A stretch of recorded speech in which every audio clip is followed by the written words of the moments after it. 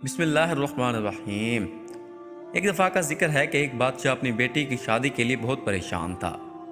شہزادی کو کوئی بھی شخص پسند نہیں آ رہا تھا، تو شہزادی نے شادی کی عجیب سی شرط رکھ دی۔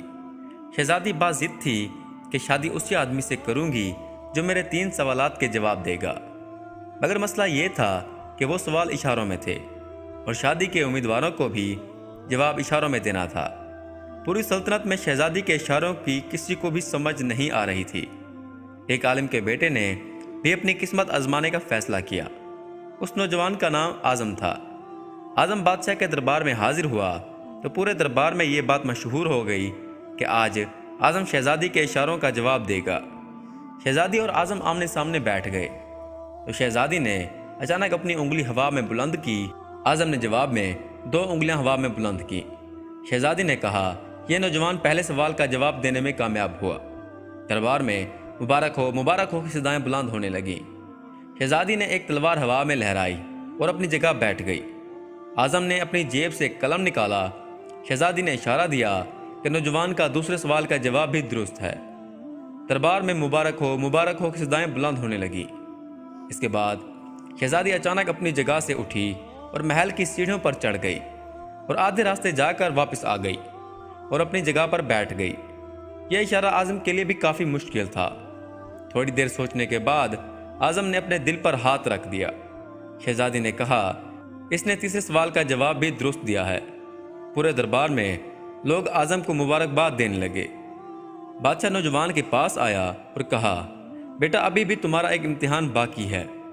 تجھے یہ بتانا ہوگا کہ شہزادی نے کون سے سوالات اشارے میں پوچھے اور تم نے کون سے جوابات دیے ہیں۔ اعظم نے کہا، شہزادی نے ہوا میں انگلی لہرا کر اللہ تعالیٰ کی وحدانیت کی گواہی دی، تو میں نے 2 انگلیاں ہوا میں لہرا کر وحدانیت اور رسالت کی گواہی دے دی۔ دوسرے سوال پر شہزادی نے ہوا میں تلوار لہرا کر پوچھا کہ تلوار کتنی طاقتور ہے۔ میں نے جیب سے قلم نکال کر بتایا کہ تلوار جتنی بھی طاقتور ہو، قلم سے زیادہ طاقتور نہیں ہو سکتی۔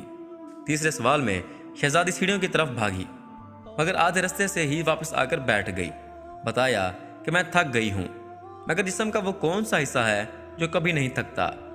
میں نے دل پر ہاتھ رکھ کر جواب دیا کہ یہ دل ہی ہے جو مرنے تک دھڑکتا رہتا ہے اور کبھی بھی نہیں تھکتا۔ بادشاہ نے اعظم کا ہاتھ بلند کر کے کہا، لوگو گواہ رہنا، میں اپنی بیٹی کی شادی ایک ایسے شخص سے کر رہا ہوں جو علم کی دولت سے مالا مال ہے۔ دوستو، اس کہانی سے ہمیں ایک اخلاقی سبق ملتا ہے کہ علم خدا کی ایک بہت بڑی نعمت ہے، جس کا جتنا شکر ادا کیا جائے کم ہے۔ یہ علم ہی ہے جس سے انسان اپنے آپ کو پہچانتا ہے، اور علم ہی خدا کی طرف جانے کا راستہ بتاتا ہے۔ دنیاوی دولت کو چرایا جا سکتا ہے، مگر اللہ تعالیٰ کا دیا ہوا علم کوئی بھی نہیں چرا سکتا۔ ناظرین، اگر آپ کو ویڈیو اچھی لگی ہو تو مہربانی فرما کر اس ویڈیو کو لائک کر دیں اور اپنی رائے کے اظہار کے لیے نیچے کمنٹ کر دیں، اور اگر آپ اس چینل پر نئے ہیں تو مہربانی فرما کر چینل کو ضرور سبسکرائب کر دیں اور ساتھ میں گھنٹی کے نشان کو دبا کر آل کے آپشن کو سلیکٹ کر دیں۔